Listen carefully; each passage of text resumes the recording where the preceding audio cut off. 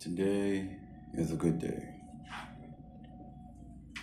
but today is also a day that is maturing us all because there is no going back. We must leave all things behind us because we're in the game now. When I tell you yesterday was so weird, God is saying, get your bags ready, you're moving. Get your bags ready, you're quitting your job. Get your bags ready, oh, I gotta acne.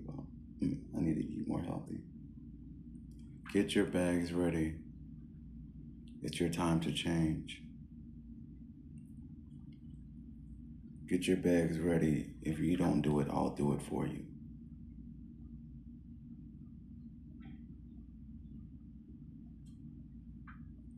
There's so many things in the last 2 weeks. We're only in day 4 of March. The last 2 weeks have been so weird because they're not necessarily things you can explain to the natural person. But it's just God allowing me to understand that He is real and the enemy knows that we know now.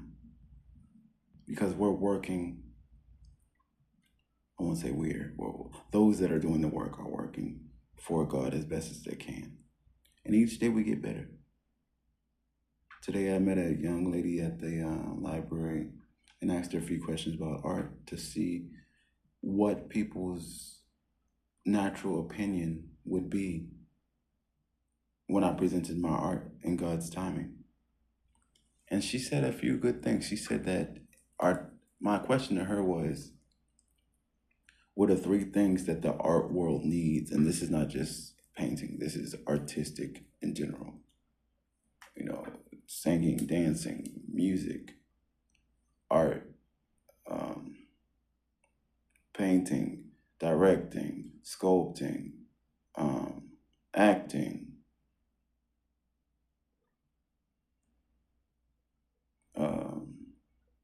DJ, like all the stuff, photography, videography, all of it. And for the other things that I didn't name, it's all the same. It's all the same. It's just a variation of God's gift to allow us to create. And she said that people want to be related. People want to be related to. She gave me the perspective of a viewer and not the artist. She said people want to feel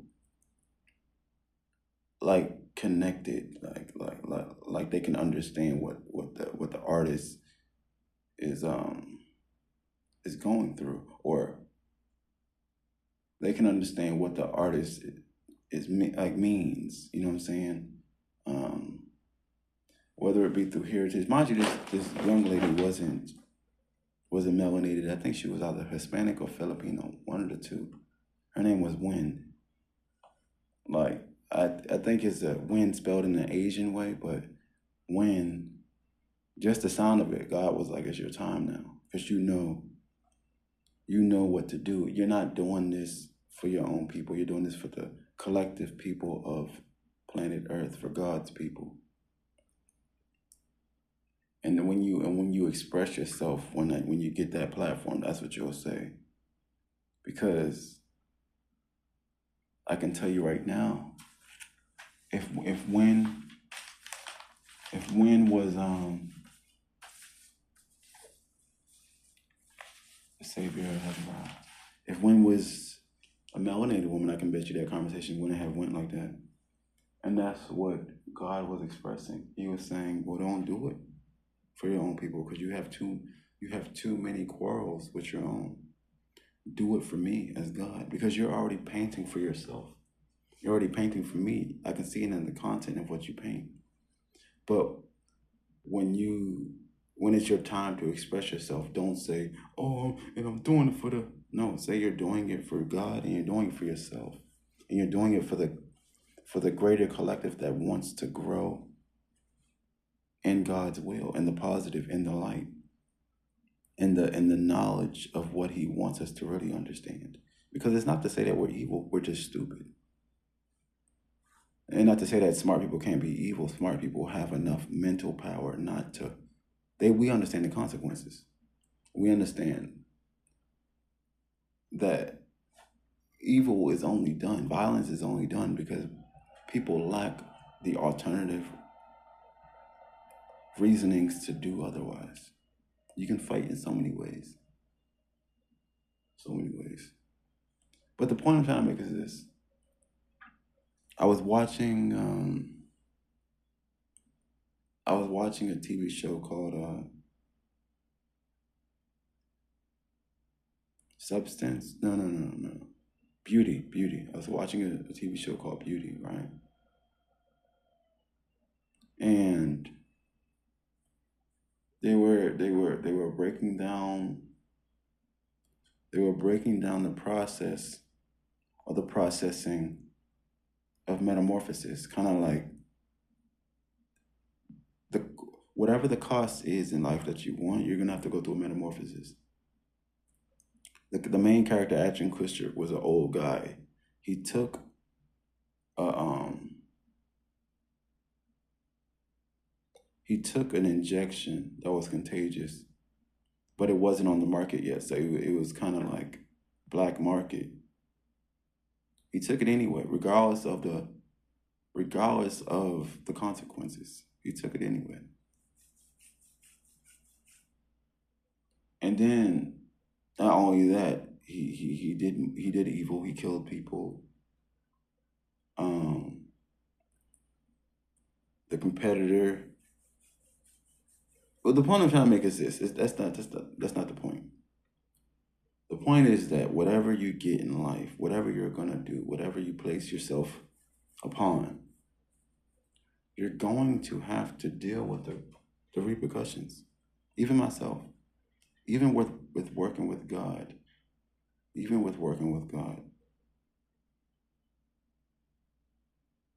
when you work with God, you're gonna have to sacrifice something. You're gonna have to sacrifice something big. It's not small. And you're gonna go through a metamorphosis of His doing. Now, in the TV show, the metamorphosis was very painful, excruciatingly pain. But they had to go through that to gain the benefits of what they wanted, which was beauty. But here's the downfall: when you do things that are anti-God, anti-righteous, there's always a backlash. So on the on the TV show, I think they blow up or something, like their heads blow up or the body blows up, because nothing that is done out of God's will produce fruit. It'll be pretty for a little bit, but then it won't, and you're going to have to deal with the repercussions. So that's what I learned that day.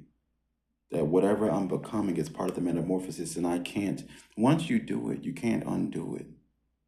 And that's what I learned through that TV show. Once you take that injection, you can't say, I don't want to do it no more. It's already in your system. And you've embodied the whole thing. And then the worst part was when the guy took the nanobite version of the beauty, he turned to a little boy. It excessively changed him. But at the same time, even on the movie Substance, the lady's younger version of her broke out of her old body, kind of like a butterfly or some sort of asexual transformation. And I was like, I'm looking at the TV show like, is this real? And I'm probably sure somewhere in this weird world, they're trying to make things like that real, but instead of it converting itself into beauty, I'm pretty sure there's a bunch of abominations, a bunch of chimeras that have come out of the processing or the trial runs, and they'll just kill them. They'll just kill them. Same thing with superheroes or secret serums, all that. And God said, be grateful that you're walking the path with me. Because if you walk with Satan, who knows what you would have to do to elevate or thrive. Because transformations, we only see the outer outcome. We don't see what was done in the dark. We don't see what someone had to do to become. So I want you all to understand that transformation is something that it's like puberty. It's inevitable. You can't escape it. It's a part of the growth. It's a part of the growth. It's a part of the growth.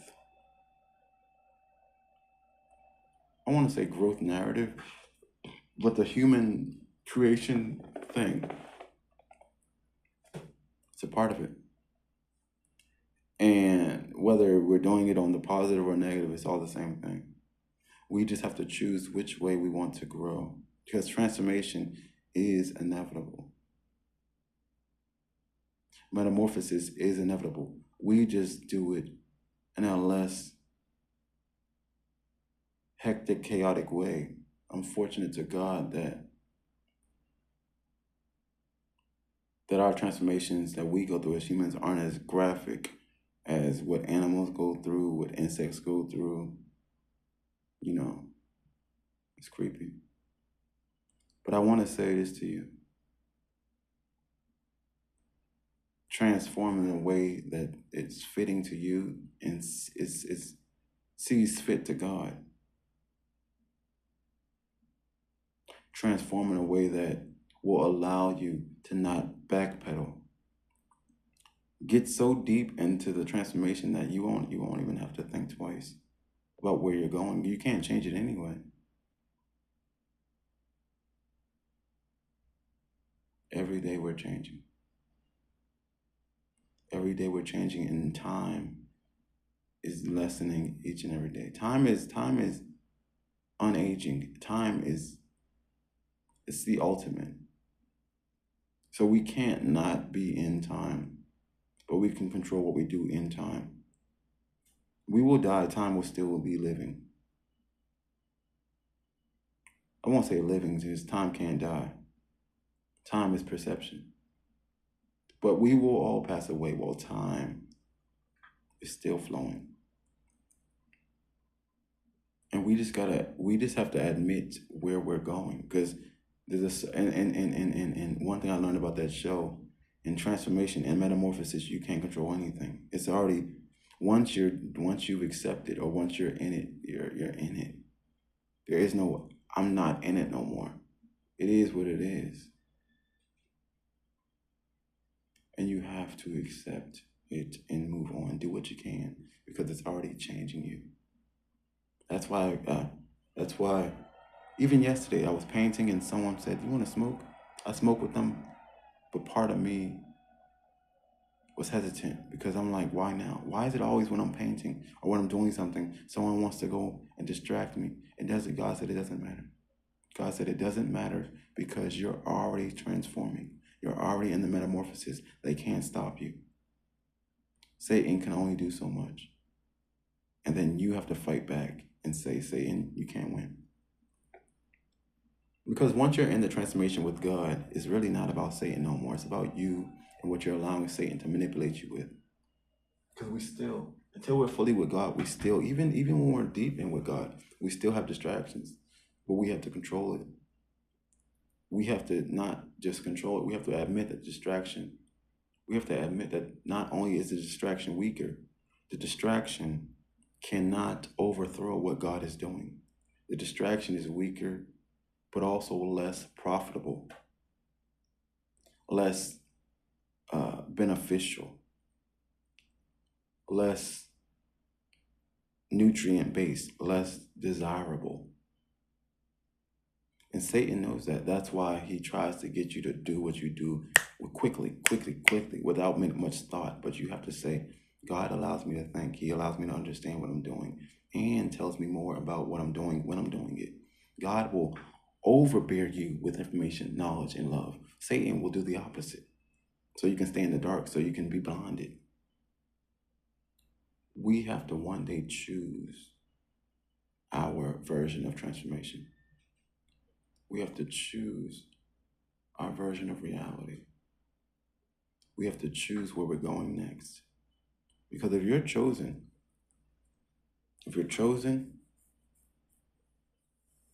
there ain't no going back. If you're chosen, the next is already chosen for us. We just don't know. Only if you're chosen. only if you're chosen. Continue living life. Enjoy the moment. Be grateful to God and continue His will as much as you can.